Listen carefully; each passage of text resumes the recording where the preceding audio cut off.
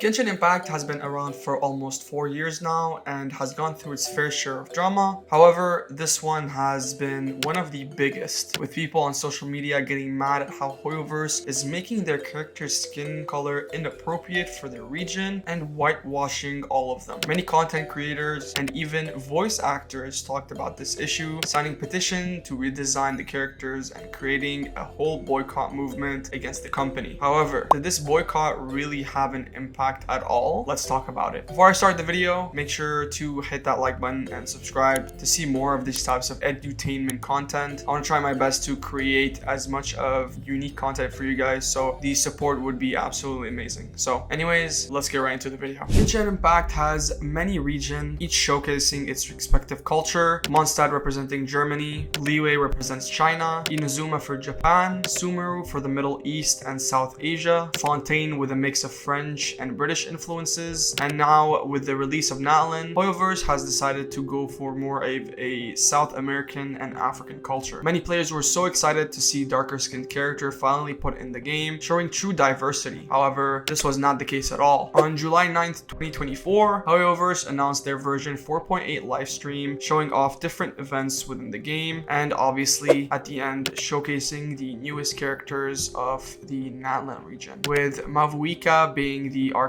of this region. Many people were dissatisfied with this design of these characters, going off on Twitter on how few dark-skinned characters were represented in Genshin Impact and comparing skin colors from different games and franchises to Genshin Impact characters. People started using the hashtag BoycottHYV to show their disappointment in the game and to try to force Hoyoverse to redesign those characters. One tweet by Sharkpuff mentioned, "Do not spend money on Hoyoverse. Don't let anything distract you from condemning Hoyoverse's colorism and cultural appropriation in their games, especially with Natlan's inappropriate representation in Genshin. Continue to boycott." Another tweet posted by Timely Baiju mentioned how Hoyoverse would keep changing their tags to avoid fixing this issue and continuing on with their motives as usual. Some other tweets were about blocking ads related to Genshin to make this change possible. Even Valeria Rodriguez, a voice actor for one of the 4-star characters, Sucrose, spoke about this issue with a bunch of Twitter threads saying, "I could stay quiet about this and protect myself, but us folks of color don't always need to stay quiet and let others fuck us over and disrespect us so that we can continue to advance at a half pace of our white peers. If you're going to use real world deities, respect that. If you're basing off real cultures, respect that as well. I'm fine with things being inspired by various cultures. That's awesome. Representation is dope, but bare minimum is required. Do some research and show some cultural appreciation." She also said Olorin is the supreme Yoruba deity. You could find that with a quick Google search. This is unforgivable. Look at what a sick job Smite did with their own interpretation. It is not hard. So basically she's comparing the Smite characters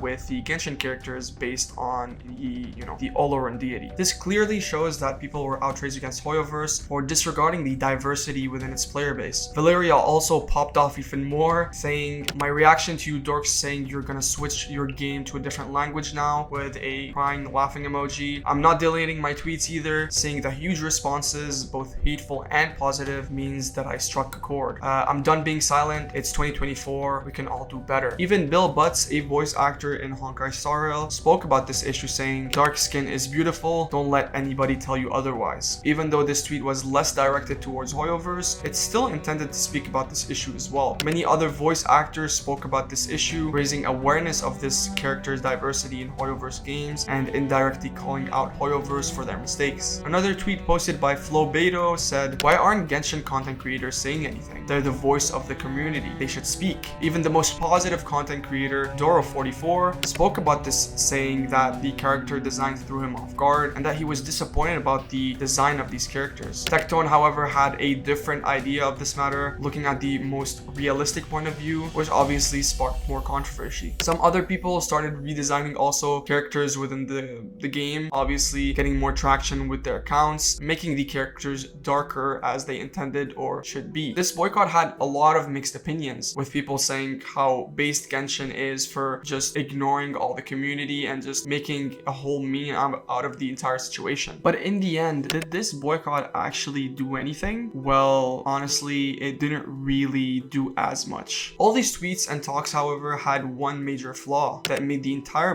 boycott literally do nothing. Players stopped spending money on the game to show their support for the boycott, but they didn't really stop playing the game, which completely removed the whole purpose of the boycott. One tweet posted by Yvera said, "Just a reminder that Genshin Impact boycott is going absolutely fucking nowhere. Keep enjoying the game and let these babies keep hissing and shitting themselves over the discrimination and racism, because it's honestly hilarious to watch, showing off the online player base and how many active players are playing Genshin, even though people signed a petition to boycott the game. In a sense, the players are literally just addicted to the game or have spent so much money on it that they just cannot stop playing, which messed up the whole point of the boycotts." Super funny. Many other comments were just straight up laughing at boycotters for ridiculing themselves or just saying that they wanted to do this for clout or they haven't played the game at all. This made the whole situation even more embarrassing for the Genshin community, since the company itself did not respond to player feedback at all. After all that happened within the Genshin community, BoycottHYV announced their version 5.0 livestream, with obviously new region being released and improving some stuff within the game. However, during that live stream, the main face of BoycottHYV, Dawe, spoke about this issue of Genshin players worldwide, mentioning how the development team was under a lot of stress and anxiety. He started getting emotional and told the entire community that the team wants to listen to people worldwide and provide great content for the future of the game. So in the end, did the whole boycott actually work? I'm not entirely really sure myself. Some people are saying that it worked and some don't think that it did. Honestly, the whole thing was just a disaster, and since I'm pretty sure Dawe was just talking about the overall issues of the game and not really talking about the design and skin tone, but obviously I could be wrong. Might do another video on this if more news come out, but let me know in the comments down below if I missed anything crucial. I'd be really happy to hear your thoughts in the comments down below. So that was basically it for the video. If you guys enjoyed the video, please make sure to leave a like and subscribe for more of these types of content. I would like to make more of these edutainment types of content, talking about some drama regarding the gacha community. I feel like it's kind of cool to, you know, do some research about some stuff regarding, you know, the gacha community and talk about it. And obviously, if I missed anything, let me know in the comments down below. I'm trying to make it as a discussion more than just, you know, sharing my thoughts, and basically, you know, talk with you guys in the comments down below. So thank you guys so much for watching. Make sure to like and subscribe, and I'll see you in the next one. Peace out.